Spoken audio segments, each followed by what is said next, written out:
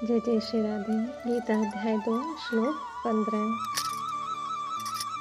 यही न व्यथयन् तैते पुरुषं पुरुषर्षभ समदुःख सुखं धीरं सो अमृतत्वाय कल्पते।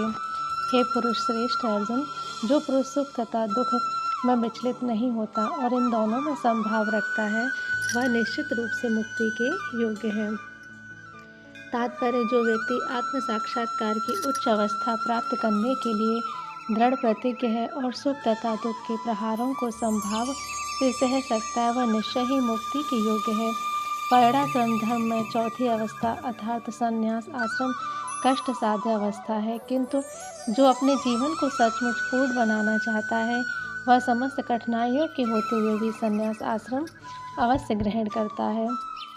ये कठिनाइयाँ पारिवारिक संबंध विच्छेद करने तथा पत्नी और संतान से संबंध तोड़ने के कारण उत्पन्न होती हैं, किंतु यदि कोई इन कठिनाइयों को सह लेता है तो उसके आत्म साक्षात्कार का पथ निष्कंटक हो जाता है। अतः अर्जुन को क्षत्रिय धर्म निर्वाह में दृढ़ रहने के लिए कहा जा रहा है।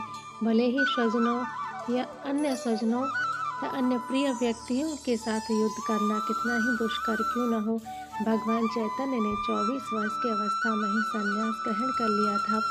यद्यपि उन पर आश्रित उनकी तरुण पत्नी तथा वृद्धा माँ की देखभाल करने वाला कोई अन्य न था, तो भी उच्चादर्श के लिए उन्होंने संन्यास ग्रहण किया और अपने कर्तव्य पालन में स्थिर बने रहे।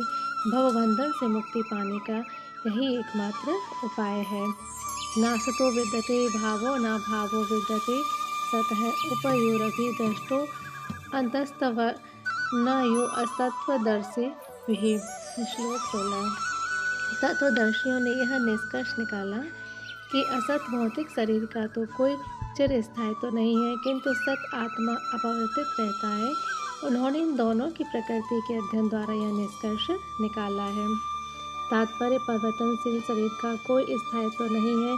आधुनिक चिकित्सा विज्ञान ने भी यह स्वीकार किया है कि विभिन्न कोशिकाओं की क्रिया प्रतिक्रिया द्वारा शरीर प्रतिक्षण बदलता रहता है। इस तरह शरीर में वृद्धि तथा वृद्धावस्था आती रहती है, किंतु शरीर तथा मन में निरंतर परिवर्तन होने पर भी आत्मा स्थायी रहता है। यही पदार्थ तथा आत्मा का अंतर है। स्वभावतः शरीर नित्य परिवर्तनशील है और आत्मा शाश्वत है। तत्वदर्शियों ने, चाहे वे निर्विशेषवादी हों या सगुणवादी, इस निष्कर्ष की स्थापना की है। विष्णु पुराण में कहा गया है कि विष्णु तथा उसके धाम स्वयं प्रकाश से प्रकाशित है।